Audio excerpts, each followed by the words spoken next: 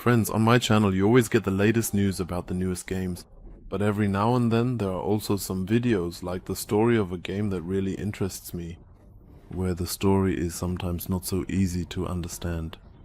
That's also the case with Sons of the Forest, and that's why today I'm going to tell the whole story of the forest in connection with Sons of the Forest and everything that happened there. It's also important to mention that this video obviously contains spoilers. I'm going to try to tell you the story as accurately as possible so you can really understand all the background. Yeah, friends, this video took me quite a long time to make, so I would really appreciate it if you could give it a massive thumbs up, so that many more people can see and watch the video. Otherwise, I'm always happy to get a subscription too. But now let's dive into the story and take a look at everything that really happened. 20 years before Sons of the Forest, Dr. Matthew Cross was searching for the resurrection obelisk, which he found on a mysterious island. On this island, he established a research laboratory including research teams that were supposed to work on the obelisk and its resurrection effects. The researchers discovered that the resurrection obelisk could be used to revive sick or dead people. To do this, a sacrifice had to be offered to the obelisk in order to bring the dead body back to life. For this purpose, experiments were conducted on children who were sacrificed to the obelisk in order to bring dead children back to life. The daughter of Dr. Matthew Cross had been born sick as a child, and her father desperately searched for a cure. The obelisk could be the solution to this. Dr. Matthew Cross, however, constantly needed new living children in order to bring the dead children of wealthy parents back to life. These wealthy parents supported this research project and thus financed the entire research. However, there was something not quite right with these children who had been brought back to life, as could later be seen with Megan, the daughter of Dr. Matthew Cross. After the children were revived, they were initially placed in various observation rooms, but it was quickly discovered that mutations were developing in the children. When one of these mutations suddenly became aggressive and broke out of its observation room, it killed not only some researchers, but Megan also fell victim to it. When Megan died, her father wanted to revive her and use the resurrection obelisk for this purpose. However, due to the catastrophe that had occurred in the lab, there were no living children left to bring Megan back to life. So Dr. Matthew Cross decided to use a second obelisk to trigger an EMP, which caused the plane to crash. On board this plane were Eric LeBlanc and his son Timmy, which was perfect for the researcher Dr. Matthew Cross. Shortly after the crash, he searched the wreckage of the plane and took Timmy with him. The survival expert Eric LeBlanc could do nothing at that moment, and Timmy was taken by Dr. Matthew Cross. When Eric LeBlanc regains consciousness, his only thought is to save his son Timmy. Thanks to his survival skills, Eric actually manages to make it all the way to Dr. Matthew Cross, but unfortunately he is too late. His son Timmy had already been used to bring Megan back to life, giving his life in exchange for hers, for Megan. When Eric takes his dead son out of the obelisk, he quickly realizes that this obelisk is connected to a network of wires. He connects his son Timmy to the machine and tries to figure out how this machine works.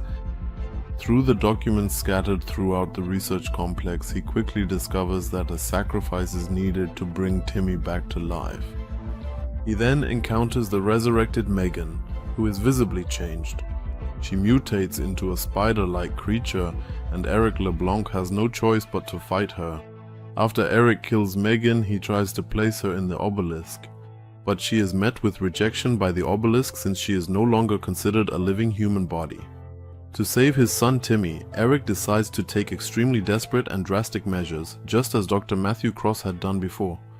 He now goes to the control room of the Sahara Therapeutics research station and manually triggers another EMP. This EMP causes another airplane to crash, and the same cycle to save Timmy begins again with a new life. Will Eric succeed in bringing his son Timmy back to life? And the cycle of death is closed once more. A few years after the incident, survival expert Eric LeBlanc is invited to appear on a show, and it quickly becomes clear that something is not right with Timmy.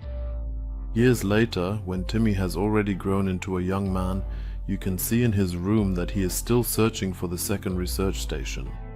But he continues to suffer from seizures and wants to try to solve the mystery. In the final scene, you also see Timmy crossing over into a parallel world. So Timmy still doesn't really know what's wrong with him, or that he was actually a dead child who was brought back to life. About 10 years later, a rescue team is sent out to search for Edward Puffton and his family. He and his family have already been missing for over 31 weeks, and all clues point to a mysterious island. According to theories, this island is Site 2, which should be familiar to Timmy, and that's why he joins the rescue mission. Over the past few years, Tim LeBlanc has become a writer and author specializing in parallel worlds.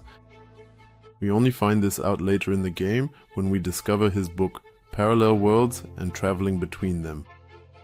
His father, the survival expert Eric LeBlanc, has also published a bestseller and is known as an author. In his book, he describes his experiences on the island, which was previously managed by Sahara Therapeutics. So Eric LeBlanc and his son Tim are in the second helicopter which flies over the island with us. However, we only find this out much later in the game, when we take a closer look at the two characters standing in front of the rescue helicopter. On Timmy's face, you can clearly see the scar from back then, when he was taken by Dr. Matthew Cross, was abducted from the plane. His father and protagonist from the first part, Eric LeBlanc, is with him to support him. But before the island can be explored by helicopter, everything suddenly happens very quickly, and the helicopter is brought down. But the first helicopter doesn't just crash on its own, because it is forced down by gunfire from the island.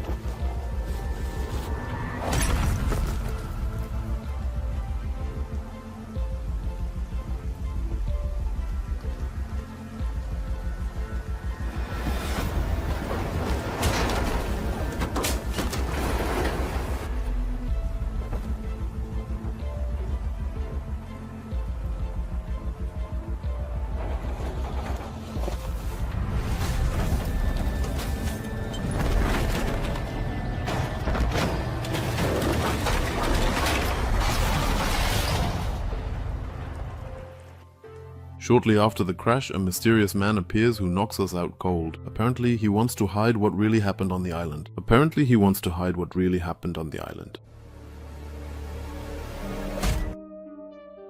After we regain consciousness, we quickly find out that there are other people living on this island. Natives with cannibalistic roots attack us quickly, and we have to defend ourselves accordingly. We also find out that this island was planned as a luxury vacation spot for the rich. They were supposed to have fun in luxurious underground bunker accommodations and enjoy the island during the day. That's why we keep finding residential complexes, nightclubs, or even wellness areas on the island where the residents were supposed to feel comfortable. The Puffton Corporation, which was a major competitor of the Sahara Therapeutics Corporation, made strong profits. After the incident on the first island, Sahara Therapeutics' stock plummeted. During this time, the Puffton Corporation managed to take advantage of the scandal surrounding Sahara Therapeutics, and even managed to seize market leadership for itself. But of course, a competitor of Sahara Therapeutics is not just interested in building beautiful luxury facilities on this island. The millionaire Edward Puffton bought this island to pursue entirely different goals. A secret document reveals that there is supposed to be an ancient artifact on the island. This artifact is said to possess powers similar to the obelisk from the first part of the forest, but it is supposed to be in the shape of a cube. So the beautiful bunker facilities are actually just a side effect in the search for the cube-shaped artifact. As project leader, Edward Puffton appoints his daughter Virginia to oversee everything and take charge on the island. After several years of work and many drillings, a research facility is established beneath the island. The remaining cavities of the island are also profitably utilized. And that's how the idea of a wellness facility and a luxury resort actually comes about in the first place. While the first wealthy people are already vacationing on the island and enjoying the resort life, the artifact is discovered in a cube-like form. The researchers of the Puffton Corporation find out that this artifact operates in a kind of cycle. As a result, an algorithm is developed to calculate the time when the cube will next be active. However, when the cube reaches its cycle and becomes active, a significant incident occurs. The cube itself not only serves as a gateway to a parallel world, but also emits radiation that transforms the vacationers into mutants. The mutants we have to fight on the island are therefore former vacationers who were beneath the island at the time of the cycle. That is why we do not find any mutants on the surface of the island. We only encounter them in the caves and resort buildings that were inhabited by the vacationers. The radiation from the cube does not reach the surface. It was this very radiation that also affected Edward Puffton's daughter Virginia. Although she is mentally completely confused and very skittish, the mutation only manifests itself in the sense that she has 3 arms and 3 legs. Over the course of the game, we can even gain her trust, get to know her better, and equip her with weapons and clothing. As we continue to explore the island with our last companion, Calvin and Virginia, we go deeper and deeper into the secret of the Puffton Corporation. When we gain access to an underground bunker complex, we even encounter there a mutated creature that emerged shortly after the cycle. Here we also meet Tim and Eric LeBlanc again, who help us fight this creature.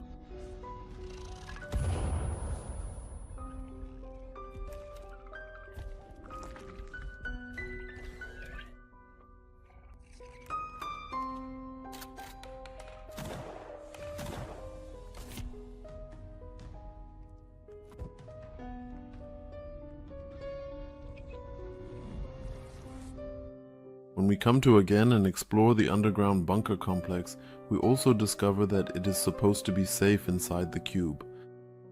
Apparently, inside the cube you are not affected by the radiation. And since the next cycle is about to begin, our highest priority is to find this cube. Shortly thereafter, we find a golden armor in the same bunker which doesn't offer any protection but must serve another purpose. This golden armor is not meant to defend against the cannibals. Rather, it is a key to a golden door which we can now enter with it. This door is located in another bunker complex not far from the research facility. The GPS tracker leads us to this underground cave system where the artifact of the cube was also found. It is only through a crack in the wall that we are able to reach this golden door at all, which we can now open with our golden armor. This door opens up a vast underground vault which takes us deep beneath the earth. We thoroughly investigate this vault until we finally come across the cube. But before that, numerous mutated creatures stand in our way, which we of course have to fight. When we finally reach the lowest part of the vault and encounter the cube, Tim LeBlanc is already waiting for us in front of it. In his hand he is holding a laptop that displays a countdown for the next cycle of the cube, which is about to begin. However, when the cube closes and the cycle starts, not everyone manages to get inside. The cube now opens a gateway to a parallel dimension. And Timmy, who has long suffered from the delusions of the parallel dimension, goes completely insane. The life that has been called back again. Timmy is now in a phase where he is acting completely insane and all his different personalities are coming to the surface. Eventually the gateway to a parallel dimension opens, and we can see a futuristic city where cars are flying and there appear to be new technologies. Edward Puffton's goal was to explore this futuristic world in order to bring new technologies into his own world.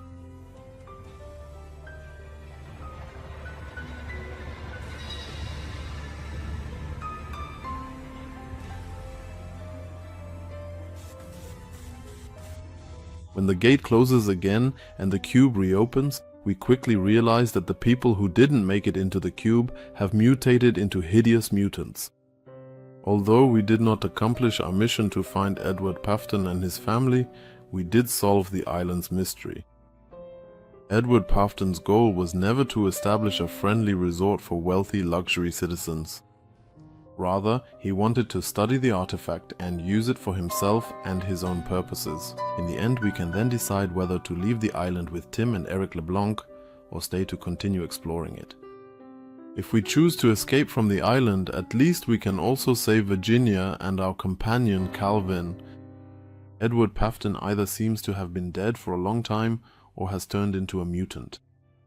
On the island we can actually find his will, which supports this theory.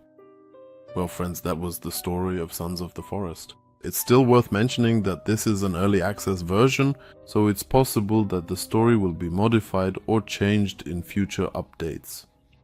Thank you very much for watching. I'd really appreciate a like or even a subscription. And maybe we will hear from each other again next time. Have a lot of fun. Alright, adios and ciao for now.